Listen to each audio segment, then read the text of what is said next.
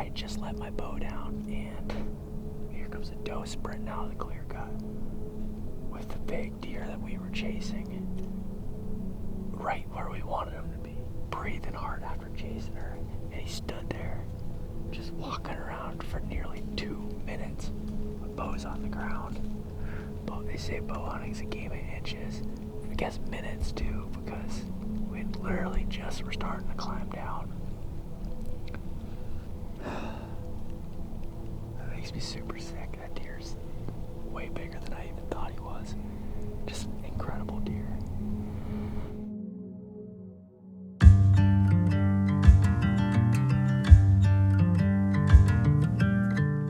The 2024 hunting season was one I couldn't have dreamt up any better.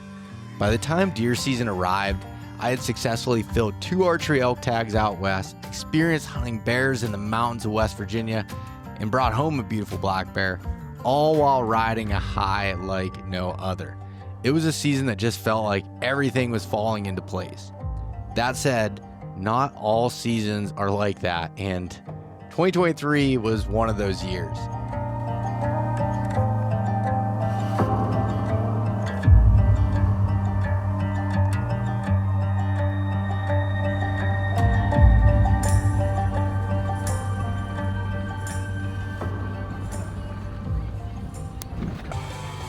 No, not quite. No, it's not a big deer. He's a, I went back and forth 4 times with it, but. Oh yeah, he is. That's a 120-inch 8-point. So it's Monday, October 30th, and just heading out in the woods here a little bit later this morning, about mid-morning. It's been pouring down rain, but man, it seems like the deer are on the move this morning. Just driving into the spot kind of across the road from where we're going to be heading into. There's a real nice buck, probably a good 3 or 4 year old 8-point, that was just standing out there in broad daylight, neck all swollen up, just staring at us, and ran into the woods there. So I think it's going to be a really good week with some cold weather and some cold temps coming in here. So we're going to sneak in, try to slip in and get set up and hunt the rest of the day.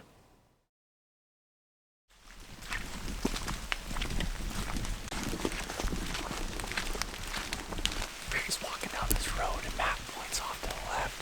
We're on this access road, walking this little spiker 4-point, cruising along the edge of this ridge, and wrapping around there. And it's funny, I actually have a tree marked right down over that hill because there's a good trail that wraps around and then dumps down into this bottom. But yeah, he was right there at 40 yards. That would have been a big buck. Would have been done early.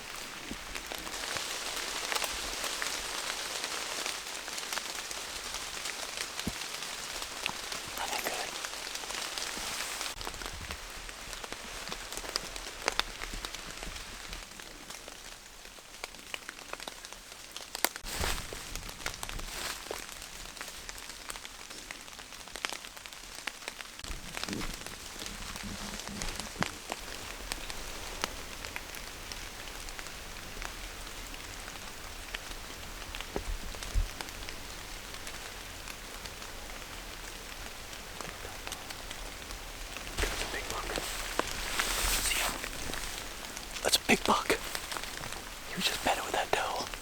Yeah, 20 yards. Damn it.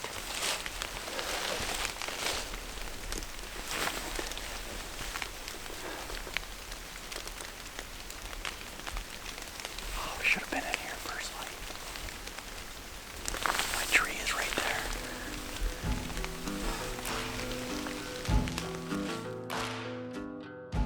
Blowing a nice buck out at the base of my tree sucked, but it happens. I thought with the heavy rain that I would still hunt my way in and check a few cameras on the way, but in this scenario, it burned me. I climbed the tree anyway and had a slow, wet rest of the day. The next day was Halloween, and it was as if a light switch had turned on. Historical trail camera data in this spot had shown me that a doe or does come into heat the last few days of October, and the bucks show up in conjunction. I plan to spend time hunting this corner of a couple of different logging cuts at the head of a drain, with the main focus point being the enormous community scrape that had been there for at least a decade.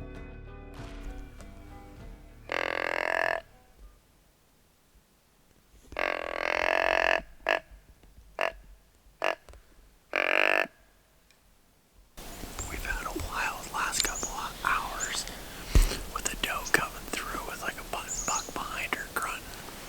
First thing, or about, 9:30, 10 o'clock. And then about 30 minutes later, this Pennsylvania 11-pointer, big spike. He might add a couple extra points on there, but he came out and he just did grid searches all through this new clear cut looking for her. Grunting, came right to the base of our tree. Super cool. And then just a little bit ago, I looked over in this wall of beach brush about 60 yards away from us, and I just saw just an absolute wall of tines running this direction. And at first I wasn't sure if our wind had swirled, because it's been swirling a little bit and we spooked them. But then about 3 minutes later, another buck came out that I believe was a shoot or two, and he popped out of the beach brush and was looking back in, and then we lost sight of him, so I'm assuming dove back in there. My guess would be is there was a doe in front of him, and I just never saw her in the beach brush, so. But that's pretty good to see, essentially 4 bucks so far, and being Halloween here, so it's not even 1 o'clock in the afternoon yet, so plenty of time for this day to go on, and who knows, they might even run that doe right back into this cut here in a little while.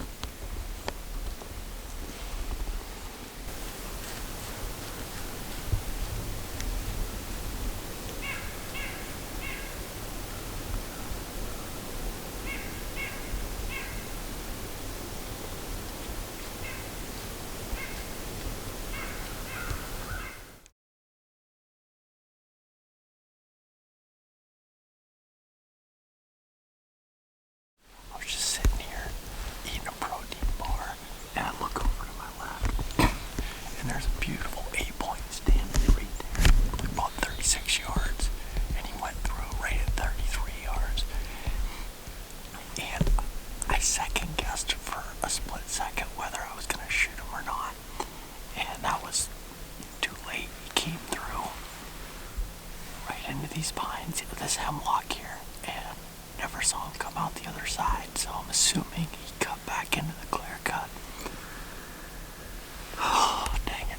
Sometimes when you see these bucks, during the rut or whenever in these thick woods, you only have a split second to make a decision. I waited too long.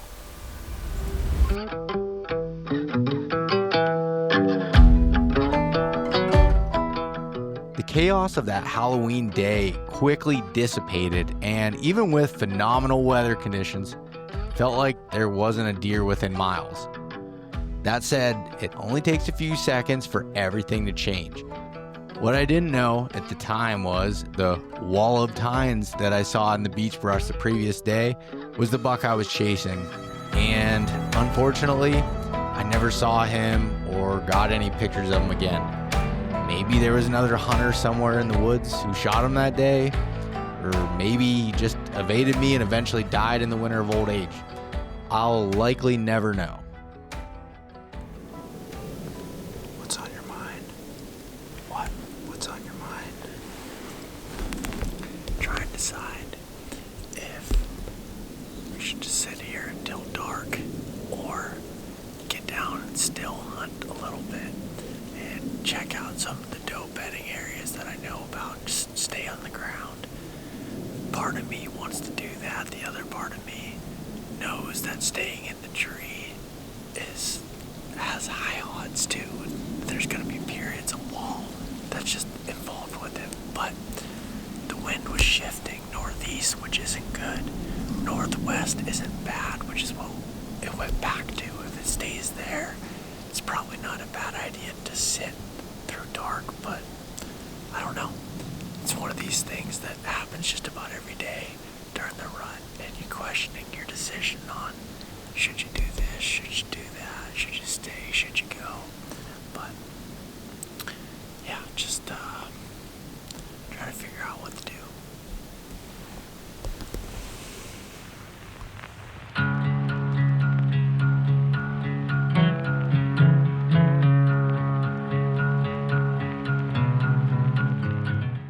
Typically, I'll give an area 3 to 4 days before moving on.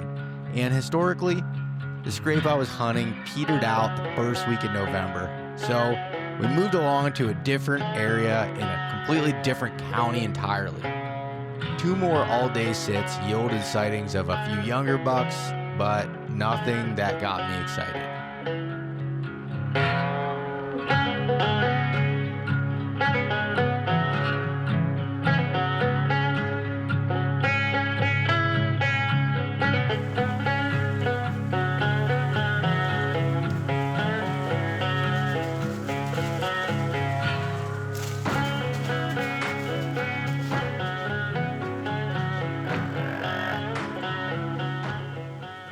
Where'd he come from? Straight down. Dude, I gotta pay attention more. That's bad. That would've been a big buck.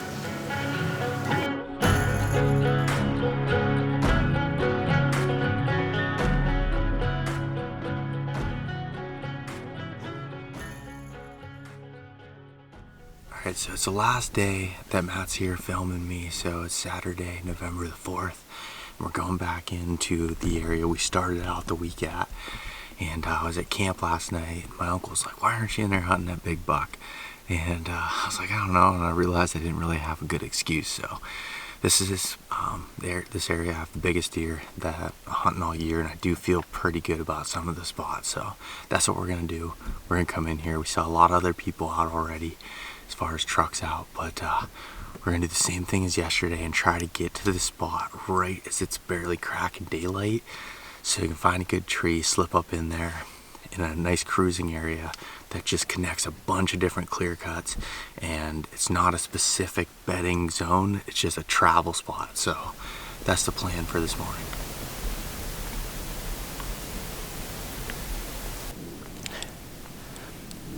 We're just sitting here, and behind us in this beach brush and hemlocks, heard some crashing going on, and a doe came sprinting out right along this transition, and behind her was just a little tiny spike grunting the whole way. They ran out a couple 100 yards. She doubled back on him and came running right back underneath the tree. He was grunting, tongue hanging out. That's why we love the rut. It's such a rush to be able to see that, even when it's just small bucks. But I love this time of year.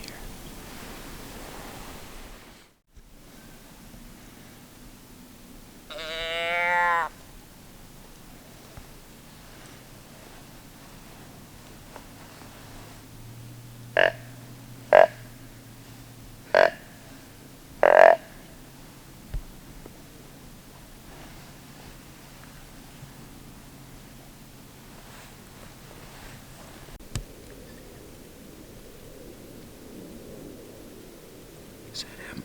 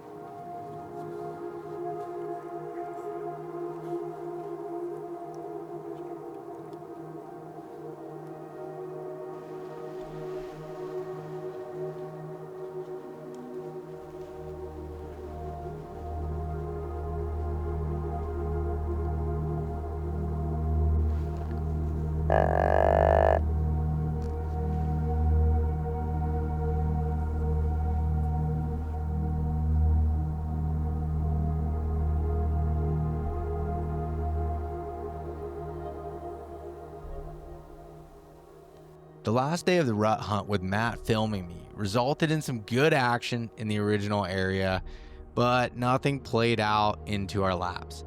I hunted hard over the next week, moving to different trees, but essentially hunting the same area. If I've learned anything over the years, it's that bouncing around to different areas too much typically gets me burned, and spending more time in specific areas leads to consistent success. That's easy to say and reflect on, but in the moment, I'm constantly battling with trying to not make decisions based on my current emotions. I ended up having another opportunity, but I screwed it up in the moment of truth and didn't make the decision quick enough on whether the buck was a quote-unquote shooter to me or not. Things happen fast during the rut, and especially when they're in thick areas. That said, there's no one to blame but myself. Redeeming myself in West Virginia a few weeks later with a nice buck and a doe rebuilt my confidence. Going into 2024, I had a fire lit under me. I knew what I needed to work on, fine-tuning a few of my setups and capitalizing on those precious opportunities. It was a humbling experience not filling my Pennsylvania buck tag that year, but I believe it was the reason I had the success that I did in 2024.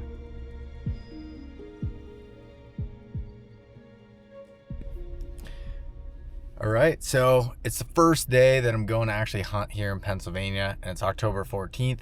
So I've spent the last week or so out scouting. After getting back from elk hunting out in Montana and Utah, I had to get caught up on a bunch of work and just really wasn't feeling hunting yet and didn't really have any good leads. So right now we have a pretty major cold front coming through. Just had what looks like the last of some of the rain here this morning, and I believe they're going to go start freshening up some scrapes. There's been a bunch of bucks freshening up scrapes the last few days from me being out in the woods, as well as what my tacticams are telling me as well. So, but the area I'm going to, I just put a camera in yesterday, so I have no photos, no anything there intel wise, other than some of those scrapes were freshened up within the last few days, and I'd found a good buck bed pretty close by.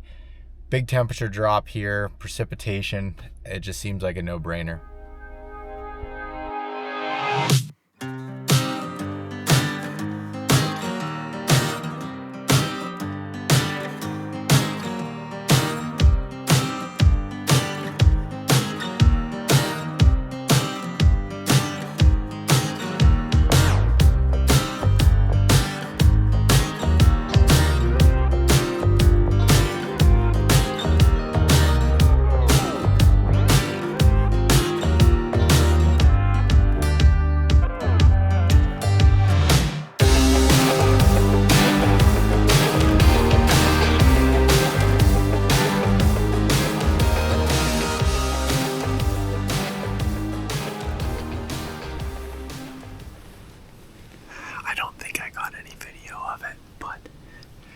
An absolute giant come in just down below me here.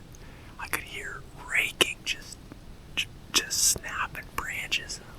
I looked over and I could just see a wall of tines raking these trees. It was literally snapping beech trees in half, this is exactly the sign I was finding in here. And I literally only put a camera out 3 days ago, so I don't even know what the buck is, other than just seeing those walls of tines as he was moving there just now. And I could have pulled up the binos, but I just wanted to get ready to shoot, and he must have worked his way back off up the drainage a little bit more. I tried a couple grunts, and he didn't seem receptive to him, or he might have been gone at that point, I'm not really sure, but it's super thick in that beech brush. Yeah, he got away on that one, but this is by far the best morning so far. Cold, frosty, sun's coming out, pressure's rising. Man, it feels good.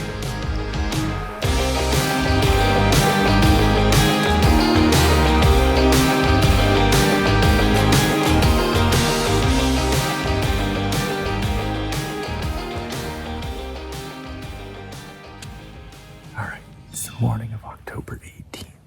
I'm back at the same spot as yesterday morning, where I had the encounter with that big buck. And I had a mess. I forgot my gear strap, I think, at the tree I hunted last night. And so I made a makeshift bow holder out of my camera arm.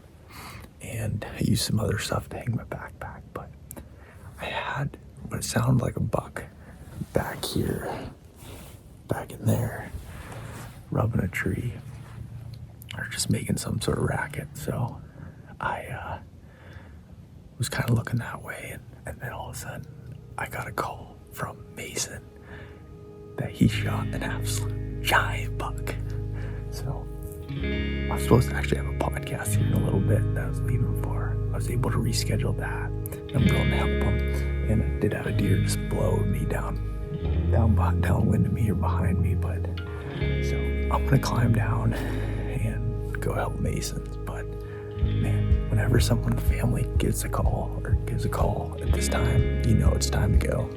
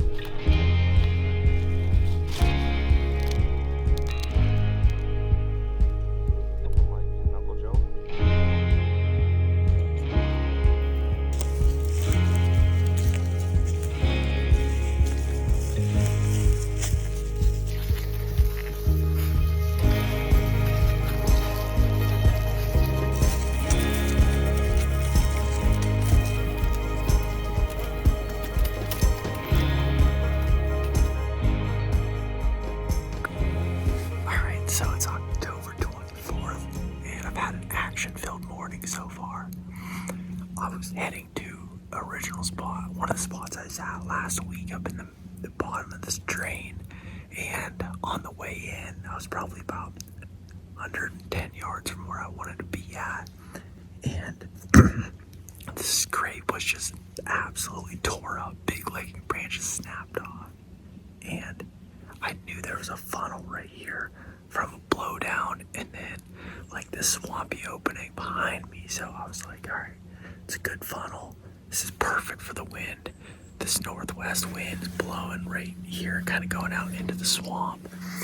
And with some doe bedding out in front, I was like, the scrapes on the bottom side of doe bedding on the downwind side. It made a whole lot of sense to give it a shot. So I just climbed to the tree blind here in the dark and had a doe come through about 5 to 8, and she worked her way down this way and just had a really nice buck come in, probably 135 to 140 inch 10 point. He worked on the other side of the blowdown. It was heading right towards the scrape, which I can't shoot to because it's so thick. So I gave a call at him, a grunt call, and he turned, started coming right in, went to full draw right as he was about to break into my shooting lane, and he stopped and was just peering out into the opening looking for where the grunt came from. And obviously he couldn't see anything. The only shot I had was like the back of the guts and the back leg, and I wasn't going to take that, so I was just hoping he was going to keep coming. He didn't like what he saw and turned around and kind of bound off and went back towards the scrape and then back in the direction that he came. But that's the way it goes sometimes. It's a game of inches, and when you can't cut shooting lanes here, then you deal with some of that stuff. There's the blowdown. He came right on the opposite side of that. The scrape is right over here underneath the hemlock. Called him, he came right back through, got right to there. And that's where I couldn't get the shot.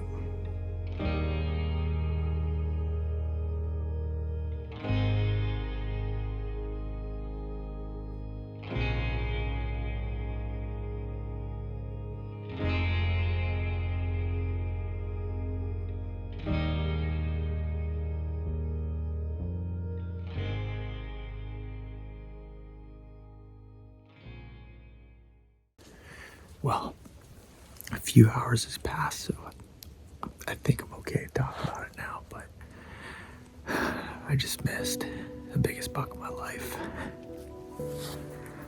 Misjudged the yardage.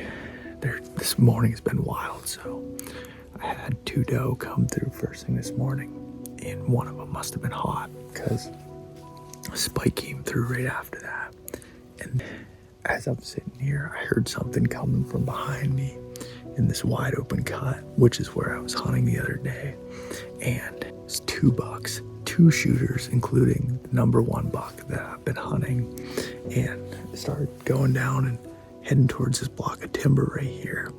And I guessed the yardage to be 35.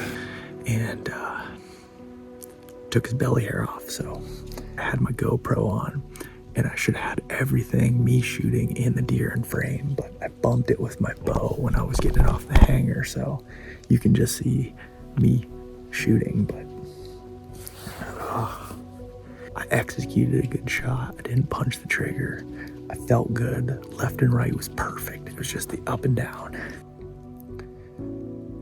Wasn't able to pull it off, but that really sucks because a deer, once in a lifetime deer, and now he is 10x harder than he was before because he's been educated. So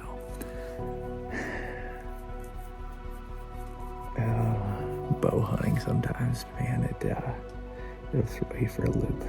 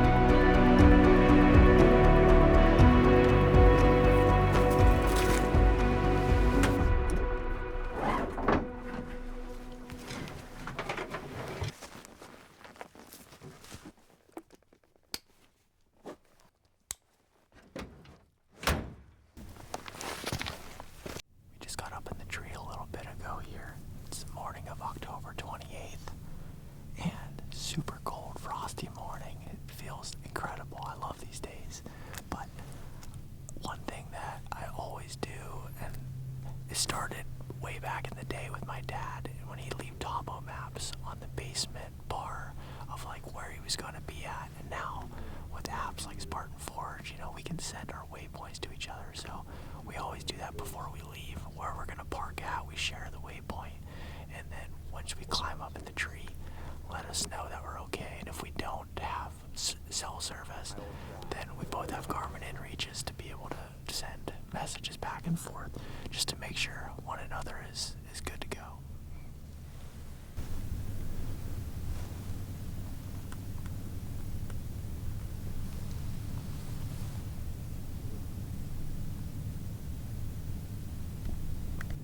Alright, so the sun's just kind of coming up here. It's probably about 8 o'clock in the morning.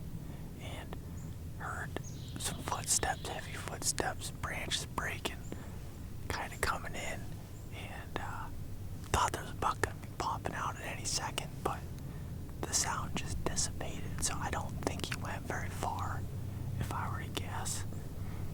That he might have bedded down a little bit. I mean, he could have snuck off, but it's so loud and crunchy with this frosty leaves that we're able to hear everything pretty good. But so just keep our eyes peeled over that way.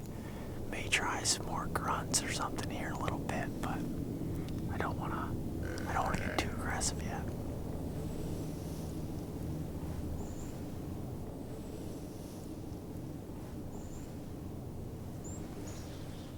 I think things are gonna pick up here. It just feels good whenever the sun comes out. It's just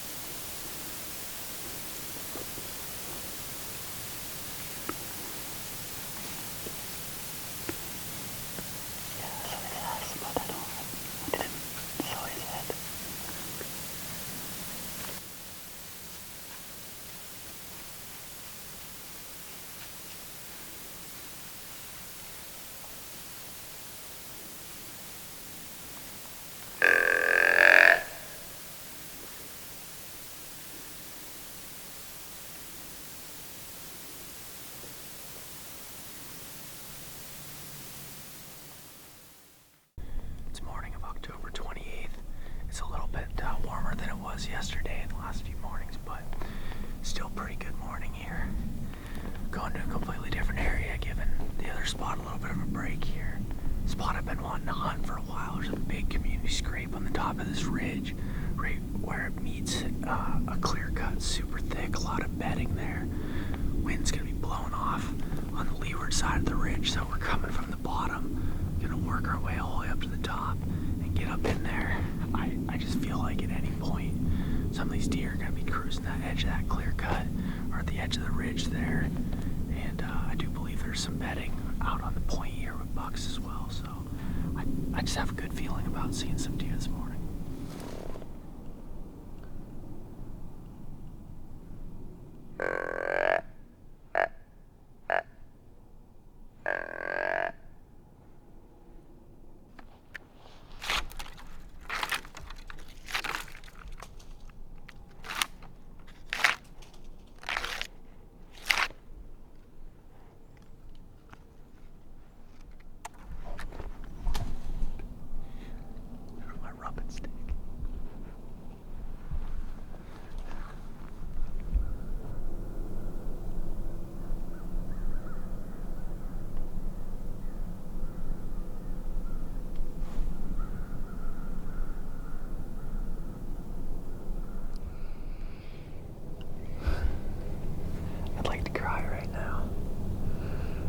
Climbing down.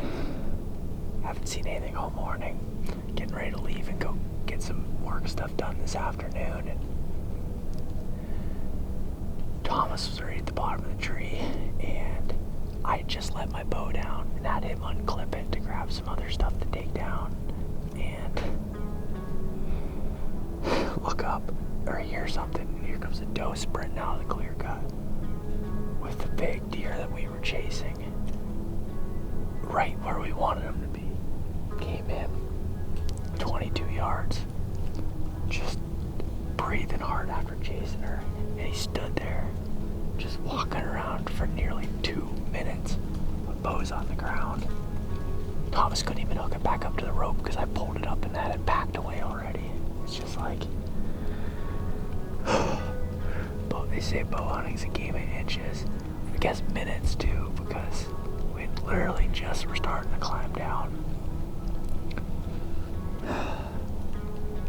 That makes me super sick. That deer's way bigger than I even thought he was. Just incredible deer.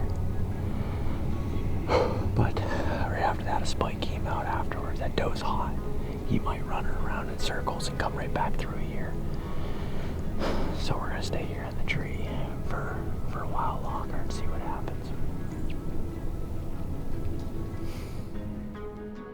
Later that evening, we got the text BBD from my Uncle Mike, and were able to assist him in the recovery of a beautiful 5.5-year-old mountain buck that he had a few years of history with. I spent the next couple of days in that tree, hoping that he would come back through, but in the back of my mind, I wasn't really confident in it. He was already there behind a doe and probably had her locked down somewhere in the clear cut. Then hunting pressure increased with guys setting up as close as 70 yards from me and accessing through the middle of the clear cut. I looked at the weather forecast and it predicted extremely high winds for the afternoon of November 1st. So I sat in the tree until noon that day and then climbed down to still hunt that clear cut, using the windy conditions to mask my noise on the ground as I looked for him or another mature buck. Alright, well, I just shot a buck. I was sneaking through this bedding area, keeping the wind in my face, and I bumped some deer. I smelled like a buck, so I was grunting, going slow, real slow. And then I heard some crashing and some grunting coming, and I spotted a doe like 12 yards, and this buck came out. I mean, he was less than 10 yards away from me.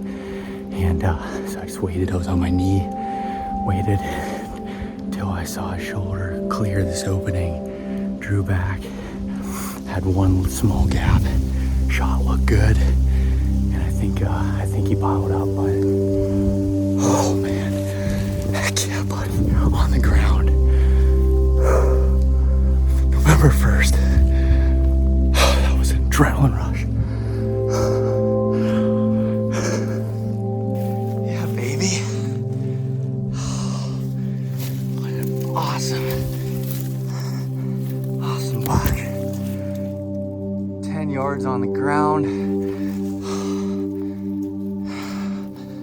What a beautiful, beautiful deer. Look at this thick crap. He only went 30 yards.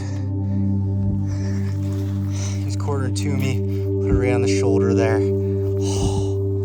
Thank you, buddy.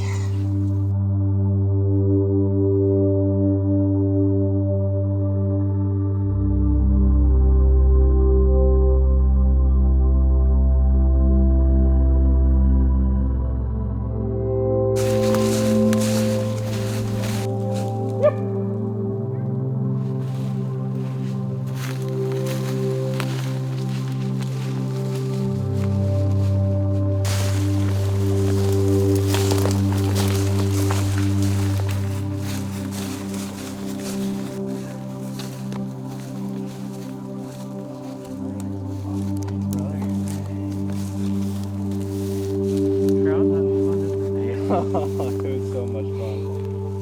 How far did you? And I got to the only opening that was in there. That stuff's all thick, and there was just one little pocket, like relief. My arrow was like and drawn back, and Beautiful. Tied on light, like a bolt almost. Yeah, true.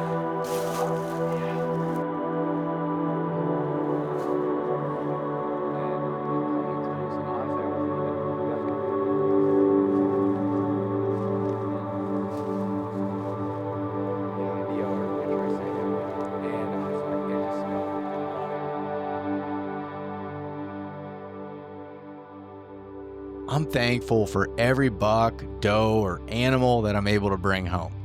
Taking the life of an animal is not something that I take for granted, and this one just felt extra special. Whenever you have tough seasons, it just makes success that much sweeter. In reality, there are no bad seasons, just ones you learn from more than others. I never knew how lucky I was to have such close family and friends who help each other with tracking, dragging, packing, or just celebrating. Sometimes you take those things for granted.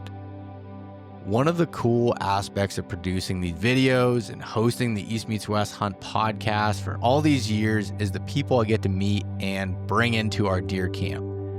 Deer hunting is often a solo endeavor, and having good people to reminisce and celebrate with just makes it that much better. Hunting these Pennsylvania mountains will test you year in and year out. Consistency rarely comes without grit, resilience, and an undaunted approach to the work necessary to succeed. I'm thankful for another season of chasing these big woods whitetails, and for those around me who love it just as much.